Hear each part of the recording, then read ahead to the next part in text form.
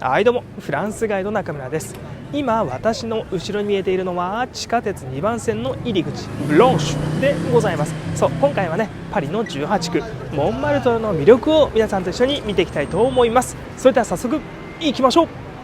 はい、ということで今私たちの目の前に見えているのがムーラン・フージュでございますね。パリのモンマルトルを象徴するような建物です。ここはエッフェル塔が作られた1889年、ちょうどねパリ万博があった時なんですが、その時に建てられたキャバレーですね。ここで有名なのはフレンチカンカンでございますよ。ジャック・オフェンバックがね作った天国と地獄、タンタンタタタタタンタンタタタタタンタンタタタタタタタタタタタタタンっていうね、そういう音楽に乗せて、女性たちがねスカートをたくし上げながら踊るというのが、本当にねムーラン・ルージュを象徴するフレンチカンカンというダンスでございますよね。当時はね女性はもう頭には帽子をかぶり、そしてコルセットをつけてねふんわりとしたスカート、体全身を隠すような、格好でね、女性たちは身を包んでおりましたので、その時にねスカートをたくし上げて、そして足をポーンと上にね、投げ出すようにして踊ると、そういう踊りはねもう本当に当時の衝撃となったということなんですね。そこでね大ヒットになったのがこのムーラン・ルージュというところでございます。さあムーラン・ルージュのね、この目の前の通りがクルシー大通りでございますが、ムーラン・ルージュの近く、ここね皆さんなかなか来ないところだと思うんですけども、こんな場所があるんですよ。シテ・ヴェオンという裏道でございます。ここね入ってみましょう。そうするとこんな感じの裏道になっているんですよ。なかなかいいところでしょ。さあここはね、行き止まりになっているんですが、パリの中でもね最も長い裏道の一つと言われていますよ。そしてこの裏道の一番突き当たりでこのアパートですね、ある人が住んでおりました。それがボリス・ビヨンという人なんですね。前回のね動画、ちょうどピガールというところでもボリス・ビヨンが住んでいたアパートというところを紹介いたしました。あの後にボリス・ビヨンが住んだ引っ越した場所が今から紹介するようなアパートでございます。こんなところにはねテアトル・ウェアといって、こんなに小劇場がございますよ。さあ突き当たりが見えてきました。ここにね住んでいたのがボリス・ビヨンでございます。ボリス・ビヨンはそのね詩人の友人の友達が隣人だったんでございますが、それがねジャック・プレベールという人でございます。さあ見えてきたよ。さあここでございますね。パネルもあるでしょ。その前にちょっとね全体を見てみましょう。はい、こんなね本当に変哲のないようなところでございます。ちょうどこれムーラン・ルージュの裏手に当たるんですけども、さあこんな風に書いてあります。ここの建物にはボリス・ビヨン、そしてジャック・プレベールが住んでいましたと書いてあるよね。彼らのねこのアパートの一番上はテラスになっていて、それは共同テラスになっているんです。でそのテラスにねムーラン・ルージュのちょうど私たちが一番初め見た赤い風車のちょうどね裏手に出るんですね。三大種のテラスというふうにここは言われていたんですよなんていうね風に書いてあります。なかなか面白いでしょ。そういうなんかそのギャグというかね、そういうエスプリが効いた人っていうのがまさにボリス・ビヨンという人なんですよ。さあ今回のね、パリ18区のモンマルトル界隈の裏道散歩、こんなね裏道からスタートすることにいたしましょう。ということで今回も行きましょう。パリモンマルトル界隈裏道散歩のスタートです。決まったね今回は決まったよ。こういう風にね裏道がすぐ出てくれるとね、私もタイトルコールしやすいんだけど、なかなかね裏道から、できるだけね地下鉄の入り口からスタートっていうのを、自分の中には規則としていて、でそこからね裏道に入った時に一応タイトルコールをしようと思ってるんだけども、なかなかねいい感じでね裏道が出てきてくれないっていうのもあるんですけども、そんな感じで今回のモンマルトル散策始めましょうか。モンマルトルというとね丘の上を登るっていう感じなんだけども、今回は丘のね上を登った動画っていうのは前回、ありますので、今回はねモンマルトルと言いつつもモンマルトルの丘の周辺、皆さんがまずモンマルトルというところで行かないようなところを、紹介していこうかなと思っておりますよ。さあもう一度ね、私たちはクリシー大通りに戻ってまいりました。すごいいい天気でしょ、最近ね春の息吹を感じるって感じなんだけども、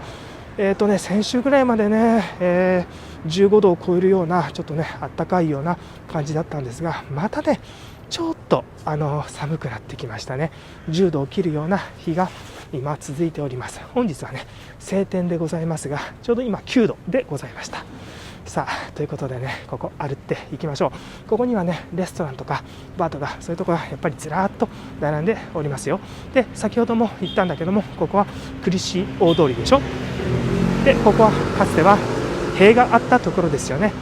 徴税人の壁というね、壁があって、今私たちがいるのがパリの18区でございます。そしてこのね道を隔てで向こう側がかつてのパリ市内、現在はパリの9区になっております。はい、こんな感じの場所に私たちはいますよ。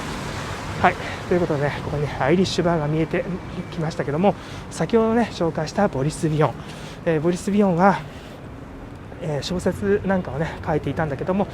彼はジャズのトランペッターでもあって、そのうち作詞もするようになり、彼自身がね歌うようにもなっていきます。そこでね僕のね好きな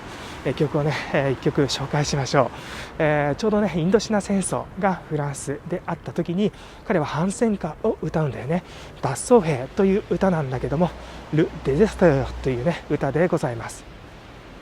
ちょうど大統領に、私は戦争なんかしたくありませんよっていう手紙を書くっていうのが歌詞になっているんですね。Monsieur le Président, je vous fais une lettre que vous lirez peut-être si vous avez le temps. Je viens de recevoir mes papiers militaires pour partir à la guerre avant mercredi soir. Monsieur le Président, je ne veux pas la faire, je ne suis pas sur terre pour tuer des pauvres gens. C'est pas pour fâcher, il faut que je vous dise, ma décision est prise, je m'en vais déserter。はい、これがねちょうど一番の歌なんですね。その後戦争っていうのがいかに私の人生、私の家族を奪ったかというのが語られて、そして最後、私はこの戦争には参加しませんというね、私は私の道を行きますというような感じで終わる、非常にね感動的な歌でございます。さあこんなところにね、今度はモンマルトル墓地が出てきましたよ。はい、このモンマルトル墓地に入ってね、これちょっとねこの中を皆さんに紹介したいと思います。はい、ということで今ねモンマルトル墓地に入りました。入るとね、このすぐ正面にはこんなね鉄橋が現れてきて、これ、コーランクール通りという場所ですね。ちょうどねここの上に道路が走っています。そしてもうねここがすでにもう墓地になっているんですが、ここは非常にね有名な人たちがたくさんいます。ここはねサシャ・ギトリという人のお墓ですね。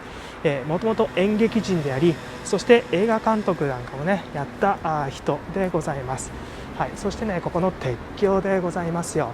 すごいでしょ。今ねちょうどねその鉄橋の真下を歩っていますよ。はい、でこのね鉄橋の下にもこういう風にお墓がねたくさんこうやってあるんですよね。面白いですよね。日本のお墓って結構いろんなお墓が似たり寄ったりなんだけども、フランスのお墓っていうのはね非常になんていうのかな、個性的なんですよね。はい、こんなね大きな柱が出てきましたよ。そしてこの柱にはこんな風に書いてある。オ・フォーノ・ド・モンルソン1888、こうモンルイソンというところで1888年に作られましたというふうに書いてあるでしょ。先ほどのムーラン・ルージュが1889年だった。ですからほぼね同じ時代に作られているということが分かりますよ。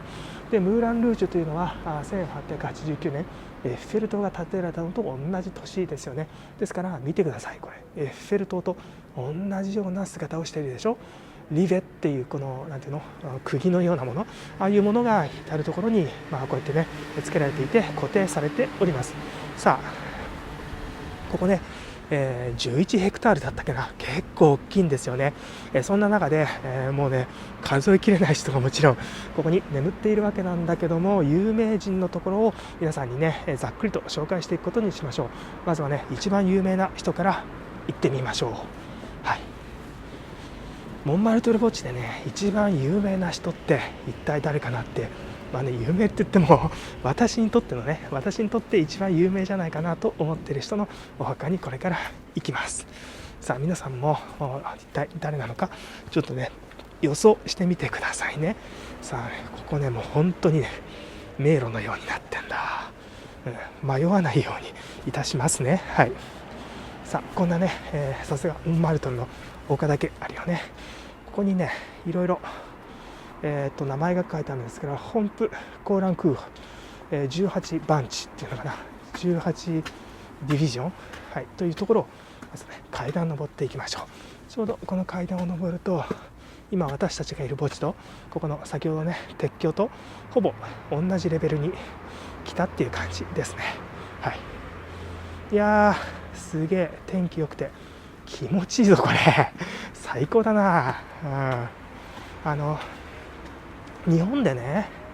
墓地に行くなんていうとこれ肝試しじゃねえかって感じがするんだけども、実はフランスってねこういう墓地っていうのは散策する場所でもあるんですよね。ですからね、今はねちょうど日曜日の11時頃なんですけども、ただこれねもうちょっと時間経ったり午後になったりすると多分ねものすごい人来ると思う。みんなねここで散歩するんですよ。だからこういう本当にね散策する場所としてこういうお墓も見なされていて、だから僕、最近ここはまたいつも通り来まくってるんだけども、やっぱね子供連れでねここを散歩しながら、ほらここの人歴史の授業で習ったでしょとか、そんな風にしてね子供に教えながら散策するなんていう、歴史の勉強も兼ねてるから本当にいいとこですよ。さあということでねこんなところに見えてきましたよ。さあこれは誰のお墓かというと、いや本当に青空に映えてめちゃくちゃ美しいな。はい、ダリダでございます。モンマルトルのね歌姫と言われたダリダですけども、私のね、モンマルトルの丘を紹介した動画の中でもダリダの豪邸が出てきましたよね。エジプト出身イタリア系のフランス人で、美空ひばりって感じかな、どうなんだろう、パローレパローレとかね、そんな歌が有名ですけども、このダリダのお墓がこちらにありました。ダリダ広場なんかねモンマルトルにあったりして、本当にモンマルトルの人には愛されている人物ですよね。そしてダリダの見ている向こう側には大きなねこれテラスホテルって言って4つ星ホテルですけど、このホテルの右側だからこの今見えているお墓の後ろ側にはずらっとねモンマルトルの丘が広がっていると。ですから、彼女がねもともと住んでいたモンマルトルの丘を見ながら彼女は眠っているんだということがこんなところに来ると分かりますよね。はい、ということでねまた別の偉人たち、全ての偉人はもちろん僕は知らないし、私の知っている人っていうのは本当に限られて非常にねなんていうの偏ってると思うんだけども、僕がねこの人好きなんですよっていう人をこれからね紹介していきますよ。この人はね知らないんですけど、なんかお医者さんなんですけど、なんか面白いね、なんか顔になってるんですよ。なんていうの盛り上がってやってんじゃなくて掘り込んであるんですよね。ですからあそこに粘土を入れるとポコッと型になって外れてるみたいな、そんな感じでございます。はい、じゃあねこのハンプクランクーフっていうのをもう一度ねここ降りていきましょう。先ほどね今このお二人がね登ってきた階段のところ私たちも登ってきたんだけども、ちょっとね道を変えるためにこんな坂道をね降りていくことにいたします。はい、で向こう側にはねこれがフークランクールだから、ちょうど橋になってるところだよな。先ほどね後ほどねここの橋のところ行きますよ。はい、ちょっとねこういう高台のところからで墓地を眺めることができます。ここのね上のクーランクール橋っていうのかな、鉄橋、ここはよく車なんかで通るところで、モンマルトルなんかをね車で行こうとすると必ずここを通って、その橋をね通るときにこの墓地が見えますけど、なかなかこの墓地来る方 いないんじゃないかなと思うんですよ。けどね、もう本当に先ほども言いましたけども、墓地っていうのはね散策する場所として本当にいいんですよ。気持ちいい、はい、そんなとこなんでね、はい、今度は、18番地に来た。18番地っていうのか、ちょっとごめんなさい、語彙がなくて申し訳ないんですけども、はい、でね、先ほどのなんか中心になっていたロータリーみたいなところがございましたよね。ちょっとねそこに戻っていこうと思います。さあ他にねどんな人が出てくるのかなんていうのをね、皆さんちょっと想像しながらご覧いただけると嬉しいな。なんかすごいよね。もう本当に迷路みたいな感じで、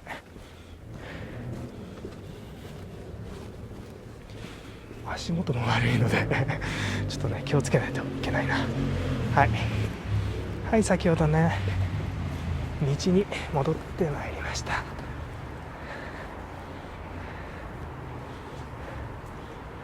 覚えてます？先ほどのロータリーのところですよね。さあそしてね、次皆さんにご紹介するのが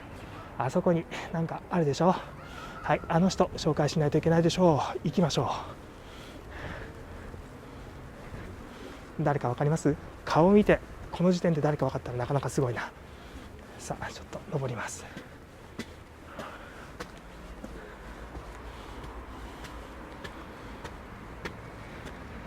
こんなちっちゃいオベリスクとかのお墓もあるんだな。はい、アール・ヌーボー様式ですね。これ地下鉄のね入り口のデザインみたいになっている。さあこれは誰かというと、ゆっくり下を見ていくとここに書いてありますよ。はい、見えるかな。エミール・ゾラでございます。1840年から1902年って書いてあるよね。でここにね1902年まで、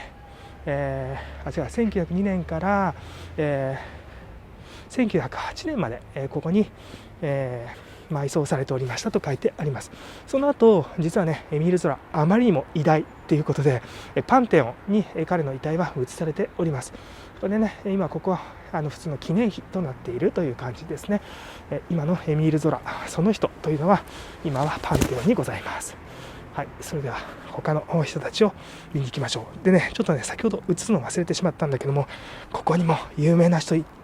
ましたよ。はい、これもお見せしましょう。ちょうどねゾラに行くとき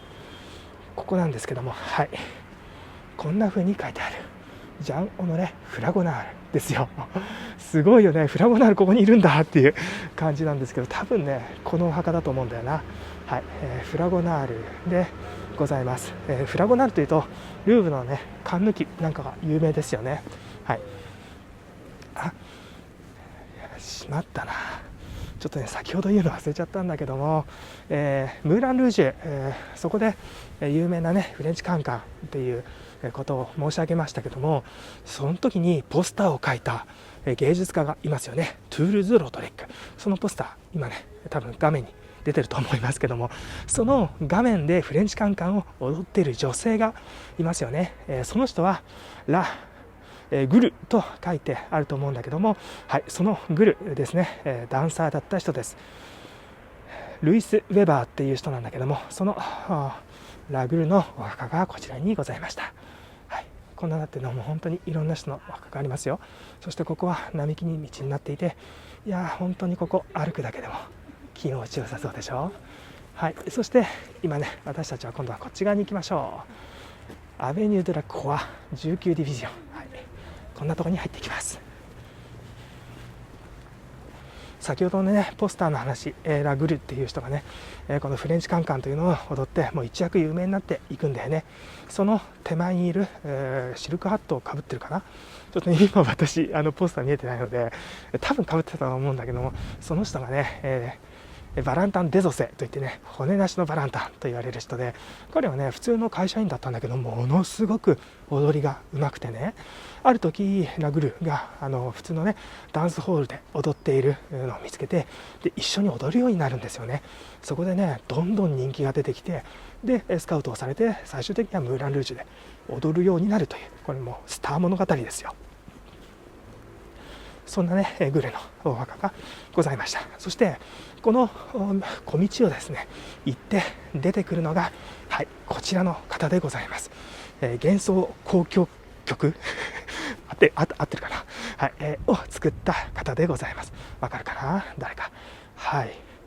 エクトル・ベルリオーツでございます。ベルリオーツもね一時期このモンマルトルで活躍した音楽家の一人でございます。はい、こんな感じですね。ベルリオーツ、このねムーラン・ルージュの道を渡って9区にベルリオーツ公園というのがあって、そこにベルリオーツの銅像もあります。そんなところもね見せようかなと思ったんだけども、ちょっとねルートを変えてしまったんで、銅像よりもお墓の方をね今回は皆さんにお見せするということにいたしました。はい、そして今度はこのねアベニュー・ベルリオーツ、さすがですよね、ビッグネームですから、こういうふうにね通りの名前にもなっておりますけども、この21ディビジョンですか、はい、ここにはね僕の本当に大好きな人がいますよ。でこれね僕昨日ね予習しながら思い出したんだけども、私が、多分19歳の時にフランス旅行したんですよね。バックパックでね本当に貧乏旅行で、英語もフランス語も話せなかったんだけども、私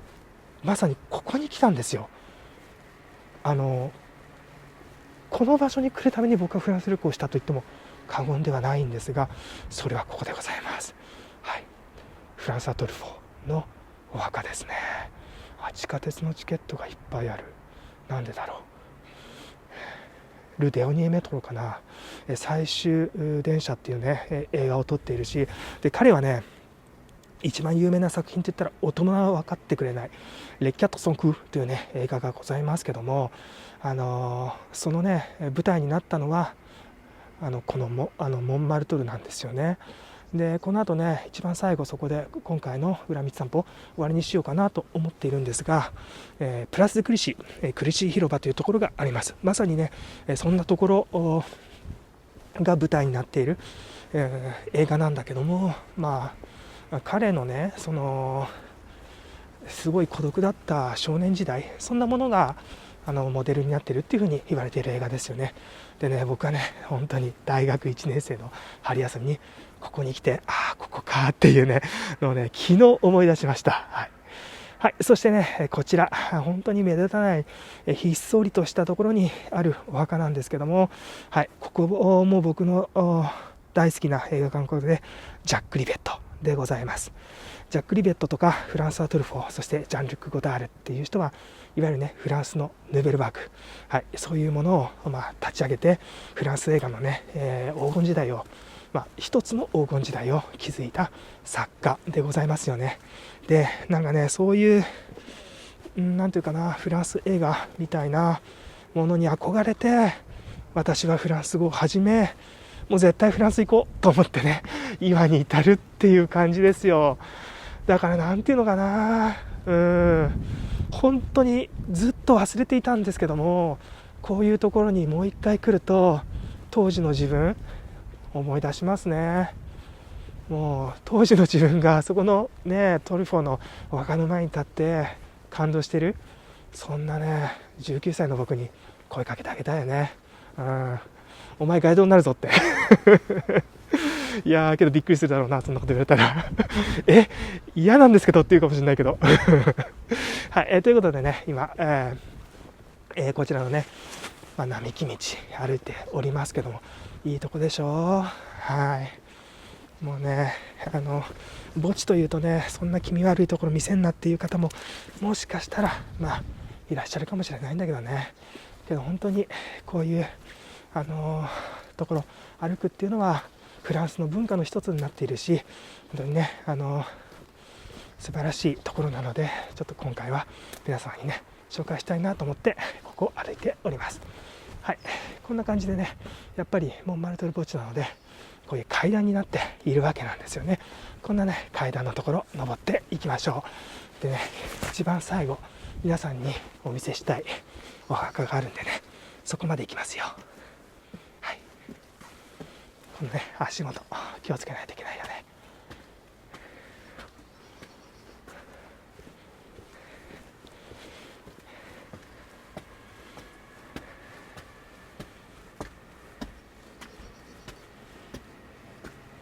はい、このね上の方まで登ってきました。そうするとね、いい感じでしょう。はい、こんな感じ。そしてこちら側にもね建物が正面に見えてきたんだけども、それはね墓地のその外側ですね。で墓地の内側がこんな感じでずらっと、ね、今私墓地の中の高台にいます。はい、このねモザイクで囲まれたお墓なんていうのもあるんですよ。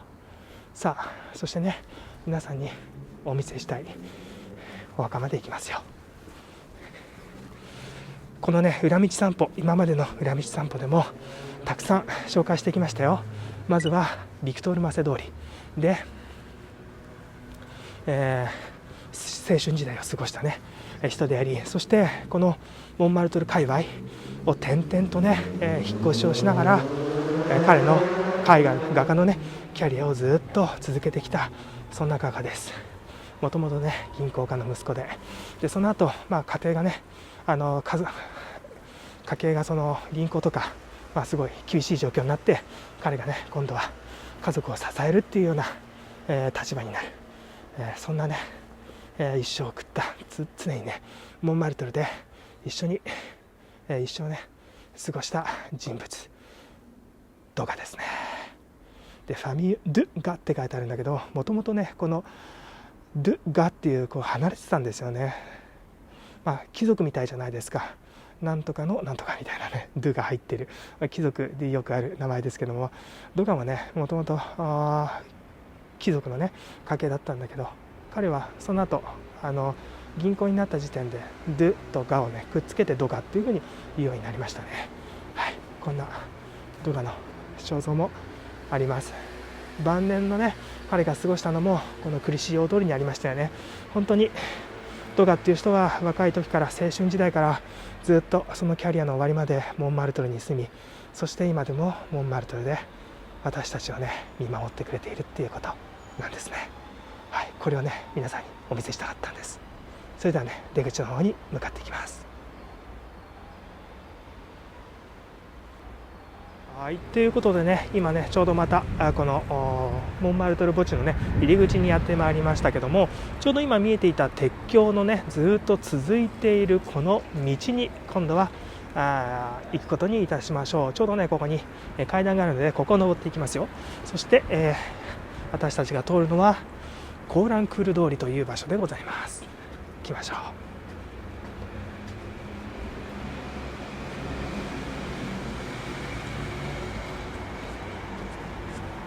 またね大通りに出ますので、ちょっとね、騒がしい感じになると思いますけど、なんか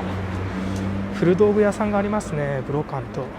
ポットとかいろんなものがあるな。はい、そうすると大きく見えてくるのがこちらメルキュールホテル、イビスホテル。こんなねところにツアーで行くと泊まられた方もいらっしゃるんじゃないかなと思いますよ。ここね結構グループとかの団体がこのホテル使ってます。モンマルトルもすぐ近くだし、でムーランルージュなんか行くのすごい便利ですよね。毎晩行くなんてことはないと思うけどさ、ムーランルージュに、でね、こんなとこ泊まったらほらモンマルトル墓地だってすぐそこじゃないちょっとね気味悪いよっていう感じもあるかもしれないけどね。はい、で、今では、ね、この下の部分がカストラマといってですね、これホームセンターです。ノコギリとかさ、トンカチとかネジとかガムテープとかあんまり語彙がないですけど、そういうところも、そういうものをね売ってるようなホームセンターでございます。カストラマと言います。はい、そしてこのカストラマともともとねこの大きなメルキュールホテルがあった場所、ここにはイポドロームモンマルトルというものがありました。かつてはねここはねイポドローム、競馬場だったんですよ。競馬場といってもねそのレースをしてお金をかけるっていうような競馬場というのもね、馬のその曲芸を見せてねちょっとサーカスみたいな場所だったんですよね。でそのサーカスに付随した催しエンターテインメント、そういうものをね見せるところがこのヒポドロームというところで、非常にね賑やかだったところです。ちょうどこれも1900年、の万博に合わせてね作られたところで、こんなね今ではカストラマというホームセンターとホテルになっているんだけども、ここにかつては大きなねヒポドロームという建物があって、その建物は後ほどね、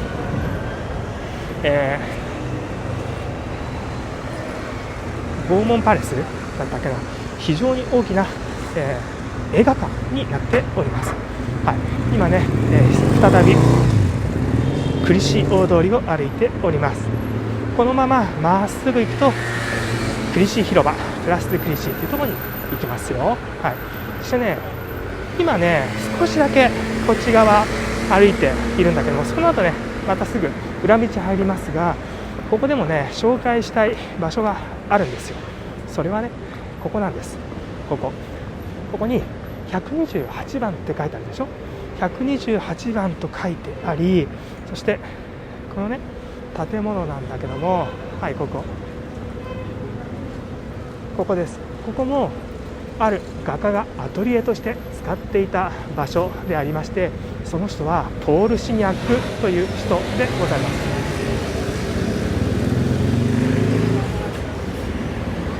す。ちょうどねこのポール・シニャックが多分この角度だと思うんですが、ここの、クリシー大通りという絵画を描いております。ちょっとね私の想像というか記憶でねこの角度なんじゃないかなっていうところを当てますけど、多分ねこんな感じなんじゃないかなと思います。こんな感じ、こんな感じかな。ちょっとね手前の右に建物が絵画の中ではあって、僕のこの画面の中ではないのでちょっと怪しいなという感じもするんだけども、こんなところ おそらくね彼のアトリエがあったすぐ近くを題材にして、絵画を描いたんじゃないかなと思いますよ。そして今のね建物のすぐ隣には一時期ピカソがアトリエを持っていた場所でもあります。こんな風にねたくさん人々が、住んでいる界隈なんだけども、見えるかな。このまままっすぐ行くともうムーランルージュでございますよ。ちょっとズームしてみようか。わかります？今ちょうど真ん中に入ったところがムーランルージュ。ちょっと見えにくいかな。はい、そしてこのね、ポール・シニャックが先ほどの絵を描いたのは1886年なんだけども、ちょうどその時に、パリにやってきたのがヴィンセント・ヴァン・ゴッホでございますよね。彼も彼にね影響を受けて、ポール・シニャックのような絵画をね描いております。それがクリシー大通りというねゴッホの作品でございます。はい、ということでパッサージクリシーのパッサージ小道というところに入っていきましょう。やっぱ裏道だよね。なんか静かじゃない。本当にねこういう裏道って撮影しやすいっていうのもあるんだけど、パリの魅力ってやっぱこういうところにもあるなと思ってますよ。はい、ここね、ベロって書いてありますけども、自転車専門店でございます。ちょっとねここ渡っていきますよ。は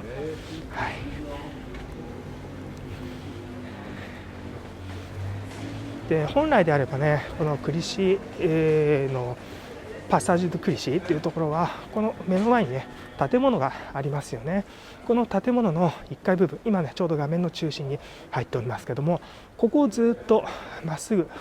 行ける通りだったんですね。しかしこのね建物の中、ここが今では私有地になってしまって入ることができません。ということでこのねパッサージュがつながるようにして別のパッサージュに続いているんですね。それがパッサージュ・ラ・トゥイールというね場所でございます。今ね看板が見えてきますよ。こんなところに住むのもすごいいいと思いませんか？はい、書いてあったね。パッサージュ・ラ・トゥイールね。はい素晴らしいでしょ。なんかねここはねちょっとデザイン性の高いっていうかまあ普通の団地みたいなんだけど、ちょっとおしゃれな感じだよね。はい、でここはさっきすごい大通りうるさかったでしょ。本当に裏道入るだけですごい静かですから。しかもここ本当にパリの中心でモンマルトルも近いしね、いいよなっていう界隈の一つでございますね。はい、でこのパッサージュ・ラ・チュイールっていうね、このラ・チュイールっていうのは実はこのパッサージュを抜けたところにお店がありました。まあね、居酒屋みたいなところだったんだけども、そのね居酒屋は今では残っておりません。しかしそこがね、現在では歴史的な場所みたいにあってパネルが立っていますから、そんなねところも紹介しましょう。そのラ・チュイールのね、居酒屋のところで、あずま屋の下って感じかな、初めは居酒屋で、その後ねちょっと高級でもないのかな、レストランになりまして、そのレストランで食事をしている男女のねちょっと色っぽい感じの場面というのを、これまたエドワー・マネが絵画にね描いておりますので、そこに行ったらねまたちょっとそのお店も紹介しようと思っております。実はね私パリに来てすぐこの界隈に住んでたんですよ。でね、よく来てたケバブ屋がここだったんだよな。ここねパリの中でも一番美味しいんじゃないかなと個人的には思ってるんだけども、もしかしたら閉まってしまってるかもしれない。はい、ということでね、今このクリシー通りというところに出てきました。そうするとこんなねチェリオって書いてあるお店が出てきます。このねチェリオっていうのは今ではね洋服屋さんがこの1階に入っていて、上はこれ住居になっているんですけども、かつてねここにカフェゲルボアというねものがありました。印象派が好きで、印象派なんかをよくね勉強されている方はカフェゲルボアって言ったらすぐに思いつくんじゃないかな。ここはエドワー・マネとかねドガとかが集まって、バジール、そしてクロード・モネ、ルノワール、シスレーとかそういう人たちがね集まって、既存のね芸術ではなく自分たちの新しい絵画表現をもういろんなね議論しながら追求していった場所でもございますよね。で彼らはねサロンっていうその国がねやっている展示会になかなか自分の作品たちが選ばれなくて、悩んでた時代ですよね。でここにはね画材屋さんがあったんですよ。今ではね、なんかスポーツ用品店になっているんですけども、1830年にはここにねメゾンがフォンで設立されてましたって書いてあるでしょ。パレットと絵札こうやってねモザイクで表現されています。でそのねカフェゲルボアに集まった若者たちが、じゃあ自分たちだけでね、その展示会というものをやろうじゃないかと言って始まったのが、いわゆる、1784年1874年かの第1回印象派展というものでございます。はい、そしてねこの隣には、シネマ・デ・シネアストといってね、映画作家の映画館という、ね、ものがございます。ここねなかなかいい映画がやってるんですが、今ねコロナで、営業することができておりません。さあこの映画館にはかつてそのラ・チュイールってね、先ほどのパッサージュの名前にもなっておりましたよね。そのラ・チュイールおじさんのね、店があった場所がこの今映画館になっているところでございます。居酒屋がかつてはございまして、そのね居酒屋実は非常に歴史の中でも名前が残っております。というのはこのね、クリシー通りをずっとまっすぐ行くとクリシー広場に行きまして、そこでね銅像が見えてきました。逆光だな、逆光で、申し訳ない、これほとんど見えないかもしれないんだけども、ここでね、19世紀の初めですね、クリシの工房というものがございました。当時ナポレオン政権でナポレオンに対抗しようと思ってヨーロッパの列強たちがね連合軍を作ってフランスに攻めてきます。このクリシを攻めてきたのがロシア軍ですね。ロシア兵が攻めてきたときにフランスの将軍がですねここのクリシでパリをね守るために戦ったというのがこの場所で、その記念碑が立っておりますよ。はい、あそこでございますね。そしてコザック兵がねここに攻めに来るときに、ちなみにねここがまたあれですよ、クリシ大通りでございますよね。ですからこの向こう側がねかつてのパリ市ですよ。ですからパリに入ってこないようにここで戦ったということが分かるわけですよね。はい、そしてね、ここでね、コザック兵にね、が攻めてきたときにフランス軍の人たちにお酒を振る舞ったのが先ほどのね、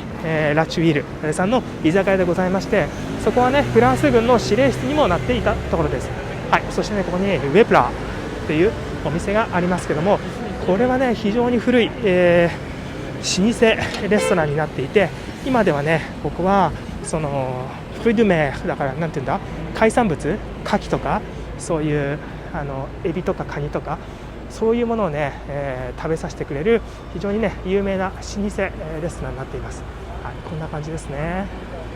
で今ではね残念ながらこうやって営業はできていないんですけども、普段であればねここに椅子がずらーっとね出てねテラスで、お食事できるような場所になっています。そしてここは印象派の人たちがね生きた時代の時でもここは非常に有名店でございまして、ここでもね、いろんな絵を描いた人がいます。シニャックだったかな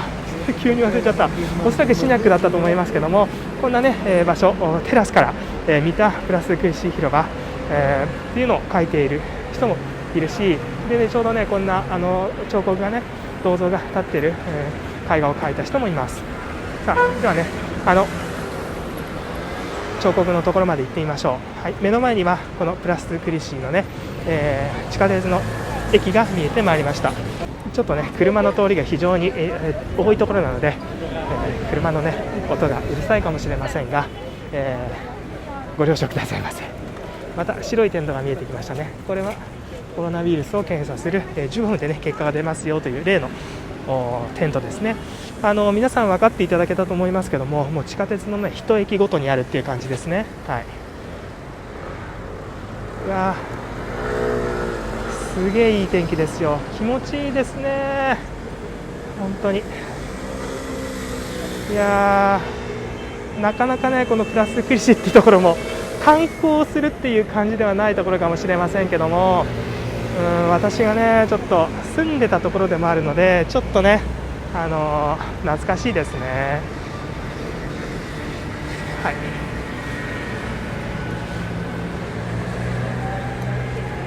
こんなね銅像になってますよ。そしてねこの下にはねレリーフといって浮き彫りになっております。ちょうどここにフランス軍たちがね、ここに集まっていて、コサック兵を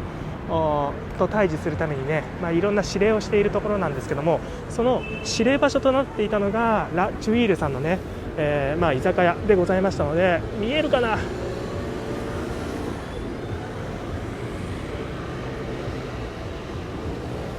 ちょうどね影になっているんですが、ここにラ・チュイールって見えないかな、そこにねラ・チュイールさんの居酒屋のね、場面というのも書かれています。はい、ということでねここすごい面白いところで4つの区がちょうどここで交わっているところでもあります。目の前にあるのがクリシー通りでございますが、ちょうどねこのクリシー通りを挟んで右側ですから、今までね今見てきたウェプラというねところがあるのが、これが18区モンマルトル界隈のところですよね。そして今度こちら挟んで向こう側が17区でございますね。そしてもう一度ねこの18区の方に目をやって、だからねこの18区のところを今回私たちは歩いてきたということですよ。そしてここにも大きな道があるでしょう。これがクリシ大通りでございます。はい、このクリシ大通りを挟んだ向こう側が今度は9区でしたよね。私たちのね前回そして前々回の裏道散歩、サンジョルジュとかピガールとか歩いてきましたけども、このクリシ大通りの手前側が今度は、パリの9区でございました。さあ今度はねこちらが見ていきましょう。そうするとこっちにねすごい長いまっすぐに続いている道が見えています。これねアムステルダム通りというんですが、こちらがパリの8区でございます。はい、すごいでしょ。はい、でこちらが17区の方向ですね。で17区のね、方にもまた地下鉄の駅がありますので、そのね地下鉄の駅で今回の裏道散歩を終わりにしましょう。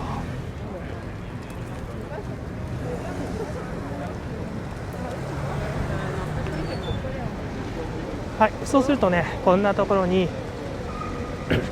本屋さんが出てきますよ。このね本屋さんもね結構いいところで広いんですよ。でねこの本屋さんは結構作者たちのねサイン会とかねそういうものを企画しているようなところで、でその隣がクイックになったりしてますね。はい、そして、ここが地下鉄の入り口ですね。プラスクリシーに、戻ってまいりました。こんなね感じの広場でございますよ。すごいね車の通りが多いというね、一つの要所になっております。そしてねここのね道があるんですけども、17区のね美容通りという場所でございます。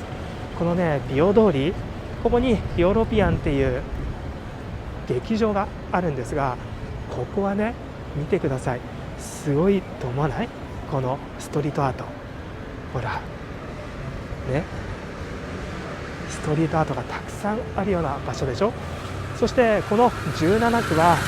バチによるって言われる界隈でもあるんですね。次回のね裏道散歩はこの美容通りから始めて、バチによるパリのね田舎村の一つであるバチによるを紹介していきたいと思います。ということで今回はこの辺にしておきましょう。ありがとうございました。はい、ということで今回はパリの18区モンマルトル界隈をご紹介いたしました。モンマルトルといっても丘の上ではなくてね、その周辺にある知られざるモンマルトルを紹介できたんではないかなと思っております。ということで今回はこの辺にしておきましょう。少しでも面白いと思ったら高評価、チャンネル登録お願いいたします。皆さんの感想をぜひお待ちしております。それではね、また次の動画でお会いしましょう。さよなら。